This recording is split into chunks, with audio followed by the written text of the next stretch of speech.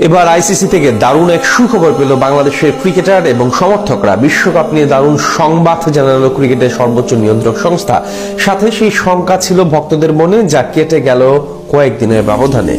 যেই খবর মন ভালো করে দিতে পারে সবাইকে। আইসিসি থেকে বিশ্বকাপ নিয়ে তবে কি এমন সুখবর পেল বাংলাদেশ, জেনে নেব রিপোর্ট।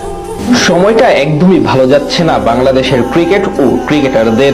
প্রথমবারের মতো যাওয়া হয়নি টি-20 বিশ্বকাপে। দুনিয়ার অন্য শীর্ষ দেশগুলো যেখানে বৈশ্বিক আসর নিয়ে ব্যস্ত সময় পার করছে, সেখানে টাইগার ক্রিকেটারদের কাটাতে হচ্ছে অলস সময়। পাশাপাশি ভক্তরাও দীর্ঘদিন ধরে দেখতে পারছে না প্রিয় মুখগুলোকে লাল সবুজের জার্সি গায়ে। তবে এত মন খারাপের গল্পের মাঝে অবশেষে টাইগার সমর্থকদের জন্য আসতে যাচ্ছে এক মন ভালো করার মতো সুখবর, জানিয়ে ক্রিকেট প্রেমীদের মাঝে বইছে আনন্দের সুবাতাস। পাশাপাশি ভক্তদের মনে যে শঙ্কা ছিল এতদিন, তা দূর হয়ে গেল এক নিমেষে। 2026 টি-20 বিশ্বকাপ ঘিরে আইসিসি ও বিসিবির মধ্যকার হওয়া নাটকীয়তা ক্রিকেট বিশ্ব মনে রাখবে বহুদিন। প্রথমবারের মতো কোন দল বিশ্বকাপের মতো বৈশ্বিক টুর্নামেন্ট বয়কট করার সাহস দেখিয়েছে আইসিসির একপাক্ষিক সিদ্ধান্তের প্রতিবাদের জের ধরে। বাংলাদেশের সেই সাহসী সিদ্ধান্তকে অবশ্য বাহবা জানিয়েছে অনেকে। এদিকে এবার বিশ্বকাপ না খেলার কারণে অনেকের মনেই শঙ্কা ছিল ভবিষ্যৎ সূচি নিয়ে। অনেকে মনে করছেন পরবর্তী বিশ্বকাপ খেলতে গেলে বিপাকে পড়তে পারে লিটন মুস্তাফিজরা।